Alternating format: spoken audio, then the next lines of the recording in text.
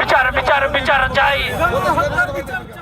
গ্রেফতার, বিচার ও রাজনীতি নিষিদ্ধের দাবিতে অবস্থান কর্মসূচি পালন করছে জুলাই মঞ্চ। 17 দিন গত হয়েছে, এখনো পর্যন্ত অন্তর্বর্তীকালীন সরকারের কোনো ভ্রুক্ষেপ লক্ষ্য করা যাচ্ছে না। গণহত্যাকারীদের গ্রেফতারে কার্যকরী কোনো পদক্ষেপ নিচ্ছে না অন্তর্বর্তীকালীন সরকার। সরকারের এমন অনীহার ব্যাপারে ক্ষোভ ও অসন্তোষ প্রকাশ করছে জুলাই মঞ্চ। গণহত্যার স্পষ্ট প্রমাণ থাকার পরেও যাদেরকে গ্রেফতার করা হয়েছে তাদের বিচারের ধীরগতি আমাদের মনে সংশয় জন্ম দিয়েছে। পাশাপাশি দেখা যাচ্ছে চীন হতে গণহত্যাকারীদের গ্রেফতারে বিশেষ কোনো উদ্যোগ গ্রহণ করা হচ্ছে না। ইতিমধ্যে 626 জনকে রাষ্ট্রীয় পৃষ্ঠপোষকতায় ছেড়ে দেওয়া হয়েছে, তারা পালিয়ে গেছে। শেখ হাসিনা সহ ভারতে পলাতকদের দেশে ফিরে আনার কার্যক্রমেরও কোনো উন্নতি নাই, যা গণঅভ্যুত্থানে 2000 শহীদের আত্মত্যাগকে অস্বীকার করার শামিল। গণহত্যার বিচার না পাওয়া গেলে বাংলাদেশের নাগরিকদের জীবন ভবিষ্যতে অরক্ষিত থেকে যাবে। আমরা আগামী নিরাপদ বাংলাদেশের জন্য গণহত্যাকারীদের উপযুক্ত বিচার দাবি করছি। 7 মাস আমরা সময় দিয়েছি।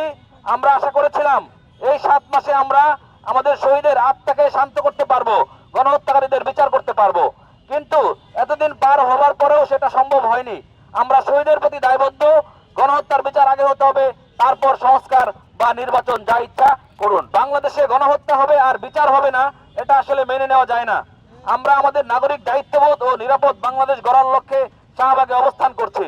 বাংলাদেশে স্বাধীনতার পর থেকে সুস্থ ধারার রাজনীতি কোনো রাজনৈতিক দল প্রতিষ্ঠা করতে পারেনি। জুলাই বিপ্লবের পর আমাদের একটি বড় সুযোগ এসেছে লাশের রাজনীতি বন্ধ করে আধুনিক ও নিরাপদ বাংলাদেশ বিনির্মাণ করার। এই সুযোগকে কাজে লাগিয়ে স্বপ্নের বাংলাদেশ প্রতিষ্ঠায় সকল রাজনৈতিক দলকে এগিয়ে আসার আহ্বান করছি। আমরা বিপ্লবকে নস্যাৎ করতে দেশে বিদেশে নানা ষড়যন্ত্র চলছে। 24-এর গণঅভ্যুত্থান সংগঠিত হয়েছিল কেবল ফ্যাসিবাদ বিরোধী সকল রাজনৈতিক দল ও সংগঠনের ঐক্যের ফলে, কিন্তু দুর্ভাগ্যজনকভাবে অন্তর্বর্তীকালীন সরকারের অপ্রত্যাশিত কিছু ব্যর্থতার ফলে সেই ঐক্যে ফাটল ধরেছে। এই অনৈক্যের সুযোগে দেশ আবার ঝুঁকির মুখোমুখি হতে পারে বলে গভীর আশঙ্কা করছি আমরা। জুলাই মঞ্চ গণহত্যার বিচার নিশ্চিত করার পাশাপাশি জাতীয় ঐক্যের জন্য অবিরত কাজ করে যাবে। গত জুলাই আগস্ট 2024-এ যে যুদ্ধের মাধ্যমে আমরা নতুন বাংলাদেশ পেয়েছি, সেটি সংগঠিত হয়েছিল বাংলাদেশ বনাম আওয়ামী লীগের সাথে। বাংলাদেশের স্বাধীনতা, সার্বভৌমত্ব ও নাগরিক অধিকারকে বিকিয়ে দিয়ে আওয়ামী লীগ বিগত 16 বছর ধরে বাংলাদেশের বিরুদ্ধে অবস্থান নিয়ে দুঃশাসন চালিয়েছে। জুলাই আগস্ট 2024-এর যুদ্ধ ছিল বাংলাদেশের স্বাধীনতা ও সার্বভৌমত্ব সুরক্ষার যুদ্ধ।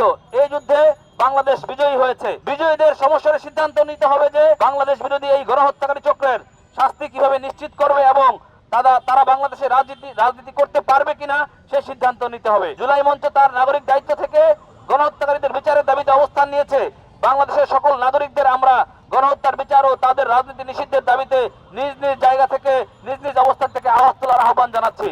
জুলাই বিপ্লব এখন বিপন্ন হতে বসেছে, নানা ভাগে বিভক্ত হয়েছে। বিপ্লবের পরাজিত শক্তি বিগত 16 বছরে স্বাধীনতার পক্ষ বিপক্ষে শক্তি হিসেবে বাংলাদেশের নাগরিকদের উপস্থাপন করে বিভাজিত করে রেখেছিল। এই বিভাজনের রাজনীতির সুযোগ আমরা আর বাংলাদেশে কাউকে দিতে চাই না। আমরা ঐক্যবদ্ধভাবে বাংলাদেশের সকলকে নিয়ে জুলাই বিপ্লবে যারা গণহত্যা চালিয়েছে তাদের বিচার নিশ্চিত করতে চাই এবং তাদের গণহত্যাকারীদের রাজনীতি বাংলাদেশে নিষিদ্ধ করতে চাই।